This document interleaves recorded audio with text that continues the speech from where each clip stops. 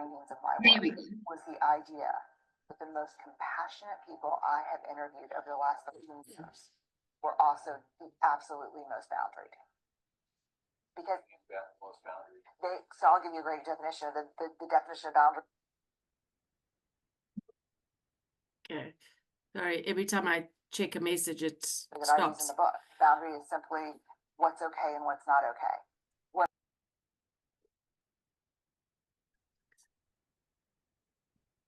I think we do is we don't set boundaries. We let people do things that are not okay or get away with behaviors that are not okay. Then we're just resentful and hateful. Me, I'd rather be loving and generous and very straightforward with what's okay and what's not okay. And I learned from the research. I was the exact opposite. I assumed for the first 35 years of my life that people were sucking on purpose just to piss me off. That's what I assumed. Whether it was someone who worked for me or it was someone family member who was constantly like, I was always critical and judgy. And I was like, why are they choosing these things? Why are they making their choices? They should know better. And then when this thing came up from my therapist, what if people are doing the best they can? I thought, my husband had the most beautiful answer to that question. He said, I'll never know whether people are doing the best they can or not. But when I assume people are, it makes my life better. So now I think I am not as sweet as I used to be, but I'm far more loving. It's not just some like technique so that you can do that. That's really like a way of being to like nurture that soil of wholeheartedness. Yeah. Generosity, to assume the best about people, is almost an inherently selfish act, because the life you change first is your own. And so my question is big, B-I-G. What boundaries need to be in place for me to stay in my integrity and make the most generous assumptions about you? But generosity can't exist without boundaries, and we are not comfortable setting boundaries because we care more about what people will think, and we don't want to disappoint anyone. We want everyone to like us, and boundaries are not easy. But I think they're the key to self-love, and I think they're the key to treating others with loving kindness. Sustaining. Nothing is sustainable without boundaries. I think compassion and empathy are different things. And again, I'm relying on my data for this. I think compassion is a deeply held belief that we're inextricably connected to each other by something rooted in love and goodness. I call that God. Not everybody calls that God. My dad would call it fishing. Fishing? No, there's no G in fishing. But I think compassion is a deeply held belief. I think empathy is the skill set to bring compassion alive. So empathy is something we can teach. I mean, it's something we've taught our kids since they were very little. It's about how to communicate that deep love for people in a way so that people don't know they're not alone. I think there's a lot of new and interesting information out there about empathy not being a good thing, about that, there's an argument that says, if Travis is in struggle and I practice empathy with you, I'm taking on your darkness, and it leads to burnout, and it leads to, but empathy is not feeling for somebody. It's feeling with them. It's touching a place in me that knows where you've been, so I can look at you and say, me too, brother. You're not alone in this. And I find empathy to be infinite. I think it gives back tenfold what you put out. It's sustaining. Like if you've done the work and you have your boundaries, I mean, you could tread that water forever and never get tired. Okay, so empathy. I'm quoting Travis here. Empathy. If you've done your work and set your boundaries, you can tread that water forever. Amen. It's not finite. And it keeps giving back to us. And so this idea that, but here we go back to where we started this conversation. Empathy minus boundaries is not empathy. Compassion minus boundaries is not genuine. Vulnerability without boundaries is not vulnerability. So you see that there's a huge riff here, which is boundaries are freaking important. And it's not, they're not fake walls. They're not separation. Boundaries are not division. They're respect. There's here's what's okay for me and here's what's not. Okay, thank you, Kate. So addiction has a way of taking over everything in its path, right? And family members of individuals struggling with addiction is it is natural to want to devote ourselves entirely to their care, right? As a family, we become characterized by a kind of emotional and psychological constriction where we may not feel free to express our authentic selves for fear of triggering disaster. The genuine feelings are often hidden under strategies of keeping safe, like pleasing or withdrawing. We become organized around trying to manage the unmanageable disease of addiction, becoming remarkably inventive in trying everything we can possibly come up with to contain the problem and keep the family from blowing up or even the addict from hurting themselves. The alarm bells in the system are constantly on a low hum, causing everyone to feel hypervigilant, ready to run for emotional or even physical shelter, or to erect defense at the first sign of trouble.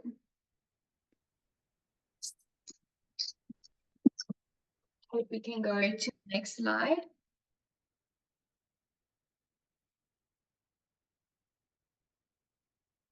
Okay. When our loved ones are addicted to drugs or alcohol, it is very difficult not to get stuck on their emotional roller coaster along with them.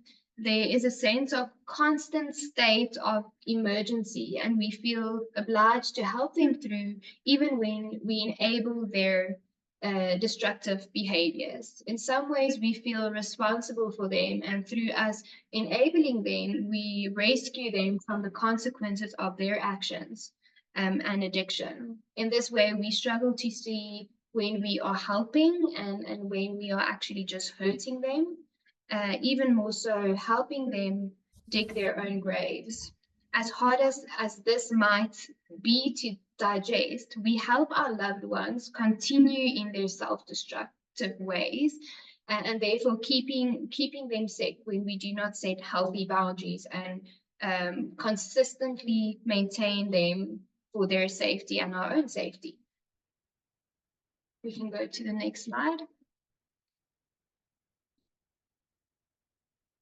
Okay, therefore we compromise our own well-being and that of theirs when we don't set boundaries. The word no feels like we are killing them, especially when our addicted loved ones are guilt-tripping us and manipulate us into wanted what they want. Okay, we can go to the next thing. Would you like to add something before I continue? I just love that cartoon. It really does say it all and kind of highlights exactly the manipulation of bending stuff in your own favor. So Yeah, definitely.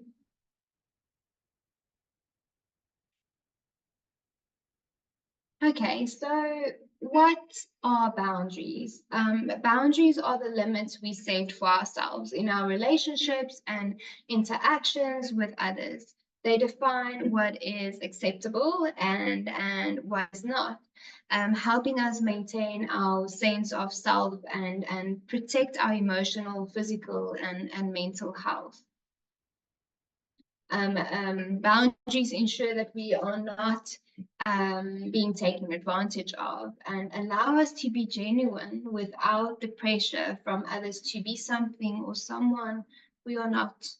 Furthermore, by setting boundaries, we maintain an appropriate amount of closeness, emotionally and physically, so that you are not too detached and or overly independent. So you're not too detached, but you're not overly independent as well. And lastly, boundaries assist us in not losing our personal identity, uniqueness, and autonomy.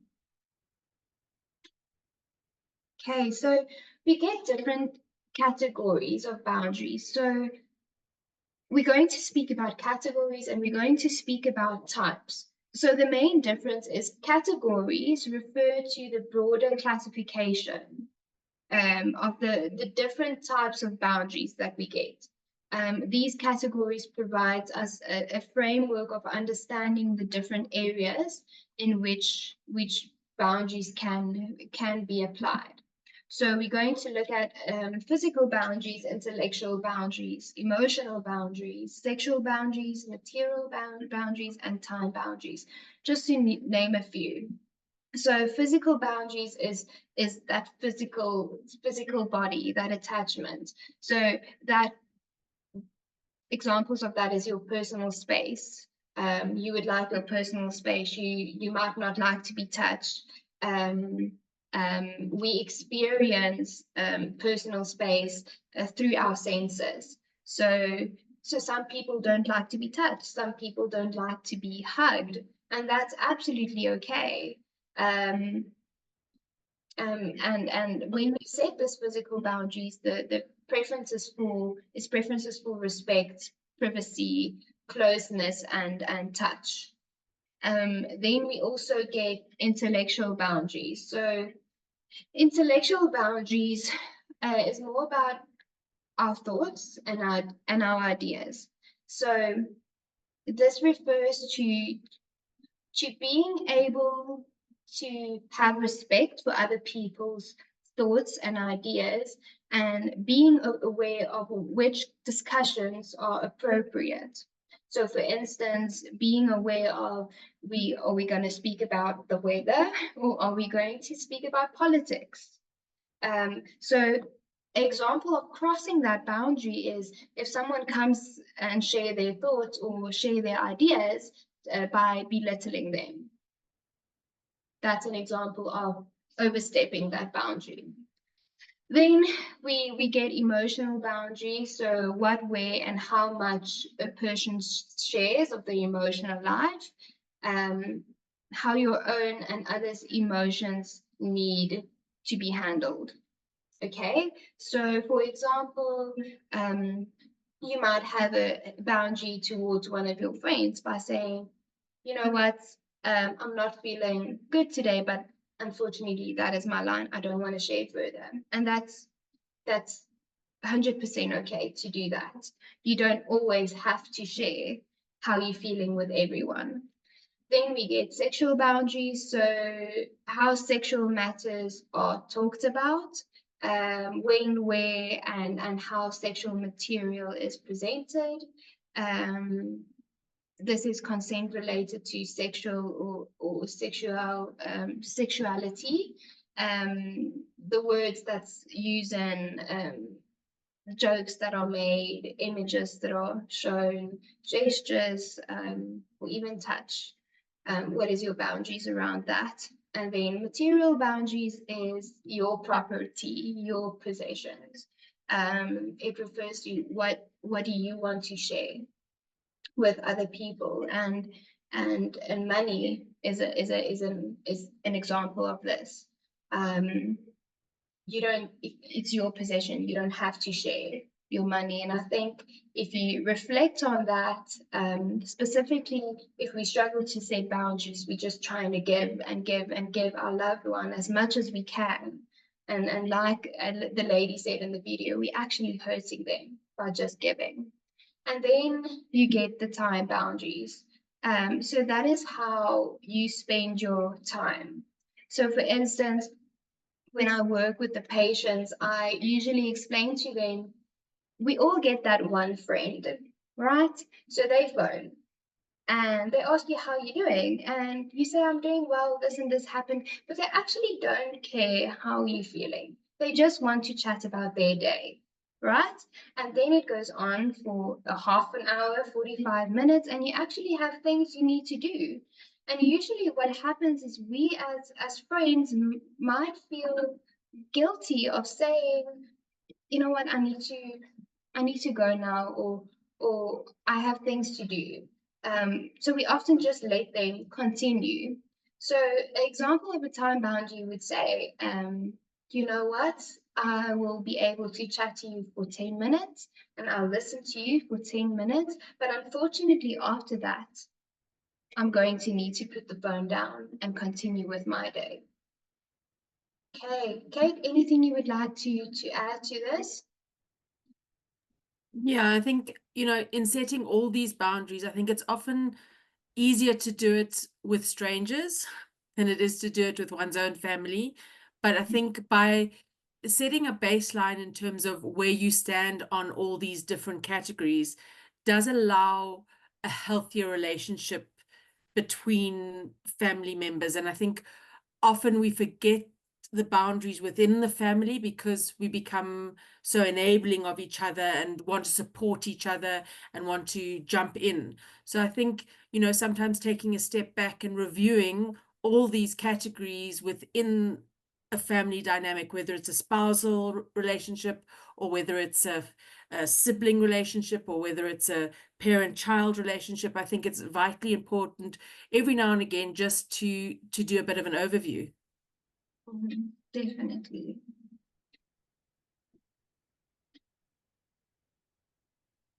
Okay, so we just spoke about the different categories of boundaries that you get. Then we get types of boundaries. So types of boundaries refer to the specific form or method through which boundaries manifest within these broader categories. So the three different types of boundaries that we get is the rigid boundaries, the porous boundaries, and the healthy boundaries. So the rigid boundaries refers to these involve setting where it's very strict limits, often leading to limited flexibility in relationship. For example, someone might not allow any form of physical touch when they're at work because it's your professional boundaries, but they may allow to be touched by their loved ones at home. So that is having that rigid boundary. Okay, there's no flexibility. This is what it is, and I stick by that. Then you get the porous boundaries. So these are more lenient and may lead to oversharing, or usually it's when you find yourself in this type, it's difficult to say no. For example, someone might allow others to frequently invade their personal space, so your physical boundaries being overstepped, or feel obligated to help colleagues at the expense of their own work. And then you get the healthy boundaries. So healthy boundaries are balanced and flexible. So it's allowing for appropriate interaction while maintaining respect for one's own and others' limits. So for example, someone might find comfortability sharing personal information with trusted friends while keeping certain detail private, or manage their workload while helping college within reasonable limits. So they still know what they need to do and do things for their own well-being, but they also know when they can give. So usually that's where we'd like, I think we all to be in, to set healthy, firm boundaries, knowing when to share and when to just step back. Usually when it comes to these types of boundaries, it depends very much on the setting that you're in. For example, someone could have healthy boundaries at work, porous boundaries in a romantic relationship, and a mix of all three types within the family. Like I said, the appropriateness of the boundaries depends heavily on the setting. What's appropriate to say when you're out with friends might not be appropriate when you're at work. Another thing to keep in mind is some cultures have very different expectations when it comes to boundaries. For example, in some cultures, it's considered widely inappropriate to express emotion in public, and in other cultures, emotional expression is encouraged. Kate, anything that you would like to add? Yeah, I think the ideal obviously is the healthy boundaries, but as you're saying, it's to maintain healthy boundaries in all settings, which means that the difference comes in the setting, in the circumstances, and where you're positioned. I think as that diagram quite aptly says. So it's the ability to assess where you are within the context of your environment and knowing well what you hold in terms of your boundaries and maintaining them in a balanced fashion. So anything in extreme, again, is not great. Too much of anything is not good. Okay, so we get basic principles of healthy boundaries. So that is that good, decent people set boundaries. So establishing boundaries makes you a safe person. People know where they stand with you. Boundaries are the way we take care of ourselves. We have both the right and a duty to protect and defend ourselves. Then we get the generous people set boundaries. So generous people, it refers to if you don't set boundaries, you're giving yourself away. With boundaries, you only give what you want, which means you can afford to be generous to more people over a longer period of time.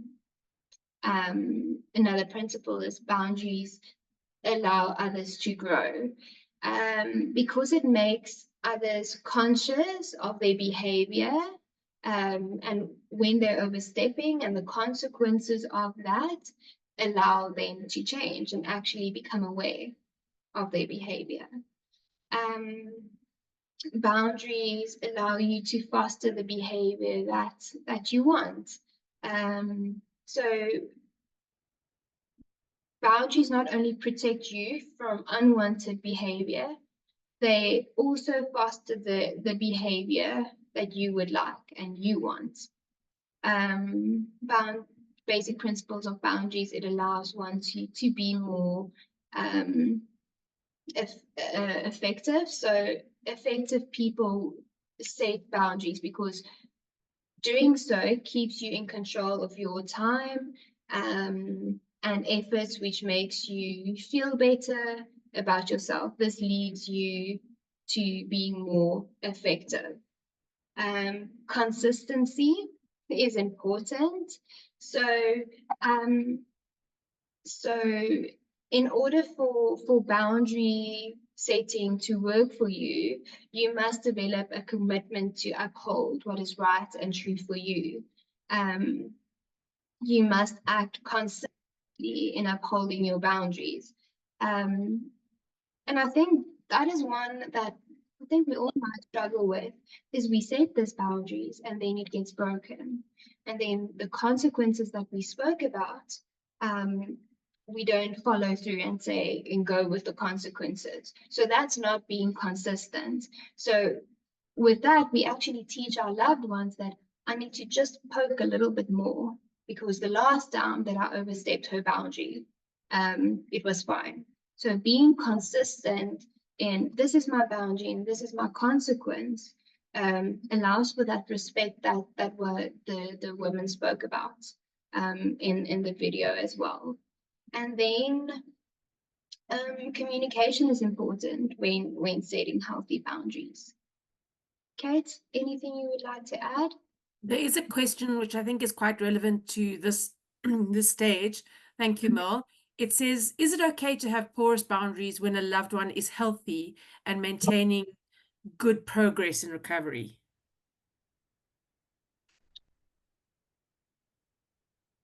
So I think I want to add on what Kate said about to going too extreme, to be too rigid and to be too porous is not great. You need to try and balance them, and that's where that healthy, firm boundary comes in. I think although your loved one might be healthy, being too porous, they don't know what you want. It's this basic principles that we just spoken about. If you communicate what you want, this is my line. If you overstep this happens. They know exactly where they stand with you. Yeah. But if you go right back into porous boundaries, where's that line? What does that look like for them again? Kate, you want to add something? Yeah, I agree with you fully. I think, you know, healthy boundaries are a healthy combination of porous and rigid mixed into a balanced dynamic. And I think, you know, just because somebody is in recovery and doing well in recovery, for me, my understanding would be to maintain as much consistency as possible, because the moment you start to give a bit of leeway here, a bit of, and I'm not talking about unreasonable things, I'm talking about if they don't know where you stand and one day you're saying yes and the next day you're saying no, it creates a reservation in their mind and the confusion, and that confusion can often lead to reservation around, you know, manipulation, etc. So if they know that they can, if they behave nicely for 5 days, you're going to be more lenient, they're absolutely going to do that because they're going to get their own way after 5 days. Therefore, setting boundaries isn't about one day it's good and the next day it's bad. It's having a basic principle of where that bottom line and what the principles look like. Yes, in times of resistance and addiction, I think, you know, the being harder with the boundaries is absolutely imperative, but that's always there. So if they get into recovery, yes, different boundaries can be formed and there can be different healthy structures, but if you choose to go back to addictive ways or addictive behaviors, those bottom lines are still there. So there's at no point in not knowing. You know where you stand, you know what the boundary is, and there's no miscommunication around it, and therefore there's no way of manipulating that boundary to benefit one's own impulsive need. Okay, we can go to the next slide. Okay, so how to set boundaries. So you need to define this boundary, identify your desired boundary, and undesired behavior. Like we spoke earlier, communication is very important. So you need to say what you need and be assertive in your communication. Usually when you set boundaries, you need to keep it as simple as possible. You need to say exactly what you need, and you need to say exactly what's going to happen. What is that consequence is going to be if this undesirable behavior continues, or if my loved one overstep my boundary. And usually what happens is, I think we try so much not to hurt that person, because sometimes boundaries can be seen, or for people it's seen as something that you're going to hurt the person with. We try to sugarcoat it maybe a little bit, but that doesn't help because it blurs the lines. So when you set boundaries, know exactly why you're setting this boundary, know exactly for what behavior you're setting it. Communicate exactly what you need, and be assertive in your communication. And I think it's important to remember not to over-explain. So usually what happens is we go into, this is what I need from you, and if you overstep this is going to be the consequence, and we then go back and explain. over and over again why I'm setting this boundary. Then, like I said, setting the consequences, actions you are willing to take, say why it is important and what the outcome will be respected. Kate, anything you would like to add? Yeah, I think, you know, again, it's the consequences should never change. They should adapt according to the growth. So I think, you know, it's important to be very clear on where you stand on a lot of things. So it's that communication that helps us set boundaries. It's where we stand, where our bottom lines are, where our limitations lie. Okay. And I think often in trying to explain it, we're justifying our own boundary, which I think what the impression and what it creates is that there's reservation about creating that boundary, and that leaves space for misinterpretation and sometimes for manipulation, and particularly with somebody who's looking for a gap or a way to manipulate those specific boundaries. Definitely. Okay, so here's just a few examples.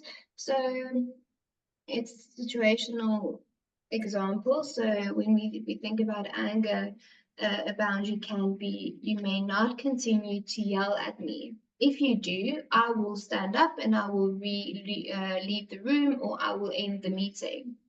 So that's the consequence. So by setting that, the person knows exactly, if I'm going to yell, my partner, my mother, my dad, my family member, he's going to stand up. They're going to stand up and they're going to leave the room. And that's going to be the consequence. Money, that's a big thing. I won't be lending you money anymore. I care about you and you need to take responsibility for yourself. That's setting a healthy boundary. When our loved one usually asks for something, we feel sometimes like that pressure of, I need to give an answer now. And a way that you can set that boundary is to say, I have a policy of not making snap decisions, my fast decisions. So I need to think and I need to reflect on what I want to do. If you need an immediate answer, it will be no. So they might know. If if I don't want to wait, the answer is going to be no. But I might wait and I might change their mind. We can move on to the next slide. Okay, that's a video again, Kate.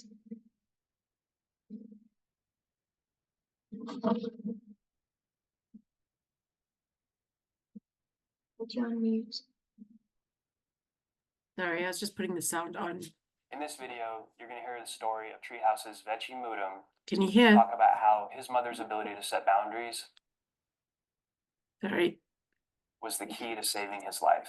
Treehouse is a resource for families. If you want to know more about addiction, please subscribe to our YouTube channel. October of 2011. I had been living on the streets now for about 2.5 years because of the progression of my disease. I was sleeping behind a party supply store, I was living under bridges, communicating with my family here and there. And we had what we like to call a cold spell here on the West Coast. In Long Beach, it got down to, I think, 35, 40 degrees, something like that. And I had woken up unable to move my feet because it had gotten so cold, my feet had actually frozen. And it terrified me, freaked me out. Here I was sleeping on the street. And I managed to get my feet moving, got my feet underneath me, and I went by the local coffee shop, saw a periodical from Big Five Sporting Goods. It's a sporting goods store that's out here. And in the coupon section, there was this coupon for a sleeping bag. It's $19.99. And I thought, oh, okay, here we go. I'll call Mom. So Mom, this is what I need. And I got some change together, and I called Mom from the payphone, and she answered, and she'd always answer with this tone, like, because she didn't know what's going on. You know, am I in jail? Am I this? Am I that? What's going on? It's like, hi, Mom. She's like, hi. What's what's up? How are you? He said, I'm great. I go, listen, it's been getting cold out. When I wake up in the morning, I can't feel my feet. I have a coupon for a sleeping bag. It's only $20. Can we meet so you can take me to go get this sleeping bag? And there was a pause, and I thought maybe she didn't hear me or understand what I was asking for. I go, Mom, it's just for a sleeping bag. And she goes, I heard you. And I said, it's only $20. I have a coupon. Can we meet so you can get it for me? And my mom said no. And I immediately resorted to, why not? I need the sleeping bag. I had an immediate reaction to it. I started screaming at her, yelling at her. What kind of mother are you? How could you leave your child out on the street? And granted, I was 31 at the time, but I called her every name in the book. I said things to her that I'm not proud of. I begged and pleaded and kicked and screamed and called, and she just said no and hung up the phone. She wouldn't do it. I struggled to the best of my ability to keep existing out on the street for the next 60 days. The temperatures continued to drop. It was hard for me to steal food, anything I could get together. It started raining. It just became more and more and more uncomfortable. I got tired of smelling the garbage of the places I was sleeping in. It got uncomfortable, really uncomfortable. So much so that in November of that year, I ended up walking up to a detox and finally asking for help. As I started to get sobriety time, as I started to slowly move forward, I got my chips, little sobriety chips, 30 days, 60 days, 90 days. And as I would get them, I would take them home to my mom and I'd give them to her.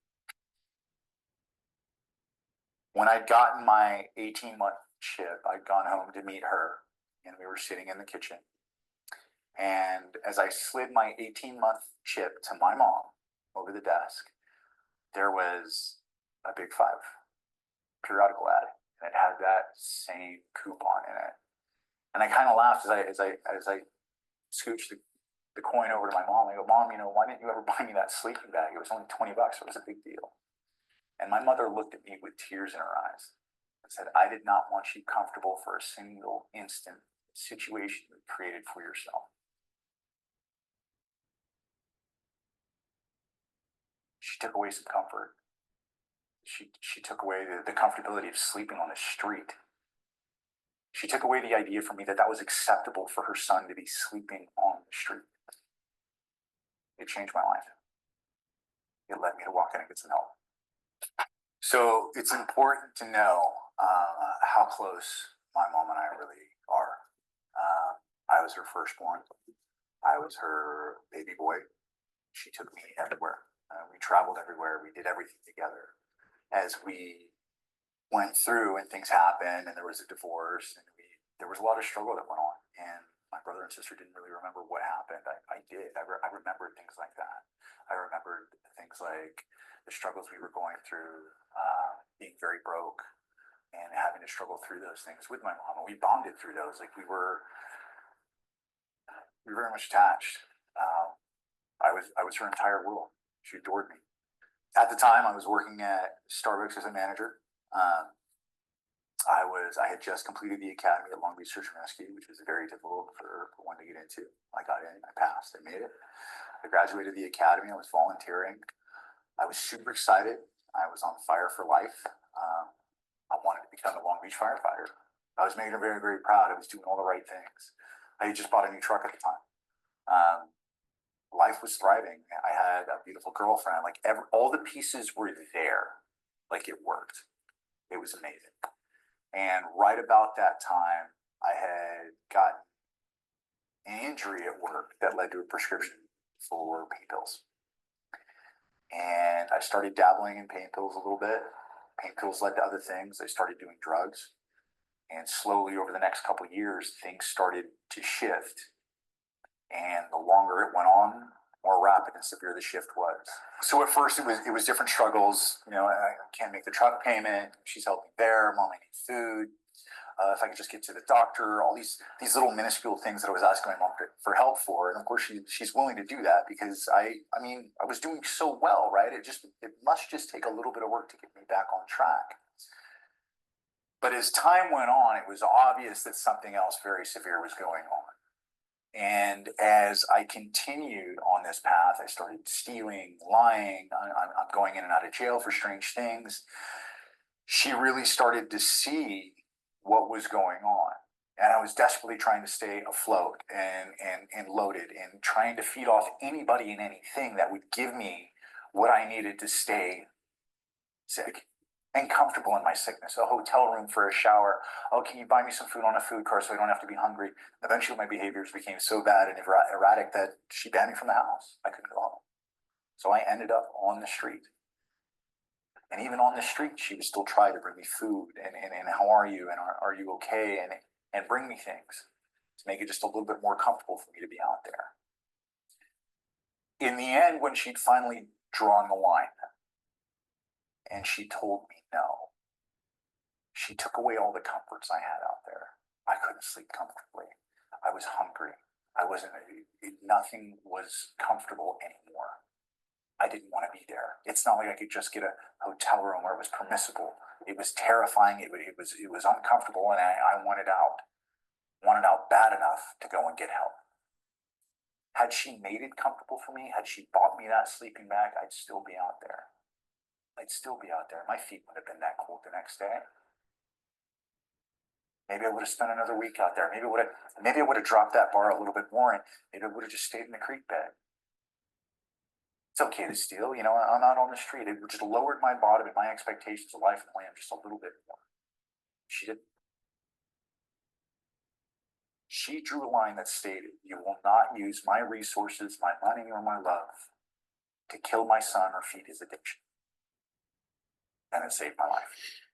To the parents who have loved one out there that are struggling, I know in the bottom of your heart, you believe you are doing everything you can to help them by making things comfortable. I understand where that feeling comes from. I'm a parent now. I get it. I can't imagine the strength that it takes. What I can tell you is that making it comfortable for them to perpetuate their disease is not going to save their life. Getting them that hotel room so they can shower one more time and stay off from the cold is not going to help them make the decision to change your life. Because if they have everything they want and they're comfortable, why would they need to change? And to figure out where that is for each individual is very different. But to figure these things out, you are not alone. There are resources out there. There are parents. The Addict's Mom is a resource of over 60,000 different family members, all going through something similar. You can talk to them, get on their forums, talk to other parents who are having to set these firm boundaries with their children to help save their lives. So fast forward today, August 5th, 2019. I'll have 8 years sober this coming November. I have an amazing job. I fly all around the country, helping people with addiction, helping to get them help, talking to them about how I got help. I have an amazing relationship. I'm a proud parent. I just completed a half Ironman in Santa Rosa, California. I think it's important that you guys do not lose hope. I know it's dark. I know it doesn't seem like they can pull out of it. Know that they can, and they will. And for me, it started with my mom telling me no. If you have a loved one who's struggling with addiction, you really need to see this next video. In this video, you're going to hear. Marlé, do you want to go into the next one? I think the only thing that we have left is just to quickly go to the tips of healthy boundaries. Yeah. So we're going to end off with this. We actually spoken about all of these during our conversation tonight. It's just know your limits, know what you value and what your values are, listen to your emotions, have self-respect and respect others, be assertive and consider the long view. There's going to be days where you give more than you take, and there's going to be days when you take more than you give. But if you're the only one that's taking or giving, that's a problem. Okay, anything you would like to add? No, I think that about covers it. Okay. So an intimate relationship is one in which neither party silence, sacrifices, or betrays the self, and each party expresses strength and vulnerability, weakness and competency in balanced ways. Okay, that's the end of our presentation. Thank you, guys. We're going to give a few minutes if there's any questions you would like to ask. Just raise your hand or unmute yourself.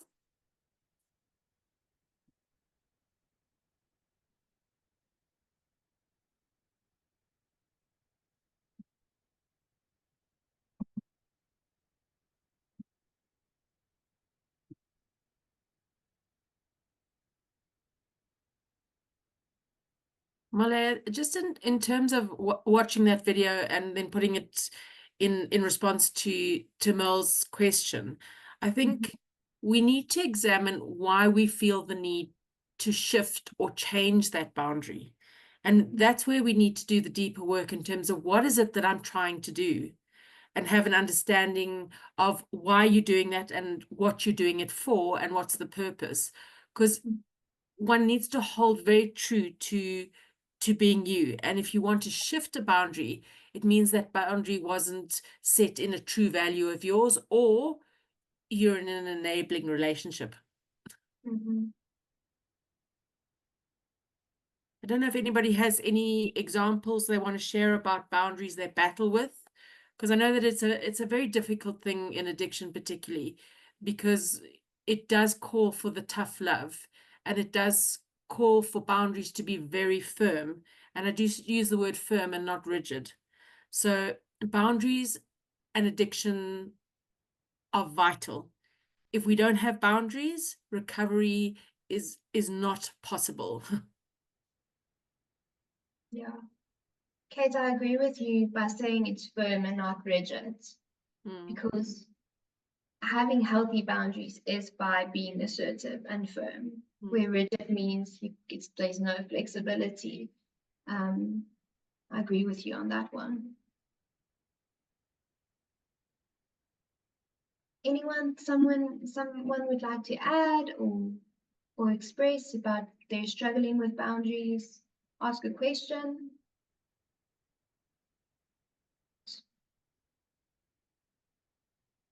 Okay. Marlé, do you want to have a go? I think if I think about that question, the first thing I would like to ask is, why is that important to spoil them? Like, what is Queen? We always ask, what is coming up for you? We always want to spoil our loved one, but I think when it comes to addiction, that's what Kate said. We need to stay firm in our boundaries, because if we're going to start by them crossing our boundaries, okay, now they're spoiling me, so I can stand like with my open hands like this, and I'll recede. Okay, you once again are blurring those lines, and unfortunately, it's hard to say, but when it comes to addiction, there's a lot of manipulation and a lot of deceit. Yeah. And I think when you're not dealing with the necessity, the necessity of life, and not encouraging them to start building their own life, being self-supportive, finding that financial, adequacy within their own space, and therefore empowering them with their own self-esteem, spoiling an addict is very, very dangerous. I think it triggers the addiction brain, the behaviors of addiction, and we need to be very careful of it. And the sadness is addiction and spoiling your child is not a good thing. It can't happen anymore. With anyone who's got an addiction, I think spoiling is a luxury that we can't afford. Their life is far more important, and they need to start investing in their own life. So the next question is it appropriate to set boundaries with regards to their independence? For example, them having access to their own funds, etc., especially if it's the early days of recovery? So usually I think to an extent it is appropriate. Remember, you don't want to baby your partner or your son or anyone, but from their side, they also need to remember that there was consequences to what they did. It's not going to be, remember, their recovery is their responsibility. With them coming home, it's not your responsibility to make sure they do everything they need to do because it's not your recovery. But I do think in the beginning, specifically in the beginning, setting that boundary of saying, this is the funds and you can use that might be a good thing. Kate? Yeah, I think the establishment of expectations around funds, expectation of, it's all very contingent on where the individual's sitting, what do they have their own job, is it their own funds? Whilst we don't say micromanage the addict as they come out, because I think that just triggers a whole bunch of enabling and codependency and rigid or porous, both actually, boundaries. It is important for them to start having a bit of autonomy, but with restriction in terms of what is the expectation of them managing their money. Should they choose then not to manage their money and relapse because of it, what is the consequence? So, you're giving their recovery over to them. And if you have an expectation that they share where you're at, and that's not sharing the details of the meeting, because that's their private recovery space, but how did the meeting go, touching base, checking in, that's absolutely okay. But you're also entitled to say, well, I'm worried about your recovery, what do we need to do? But taking control of the recovery is not healthy.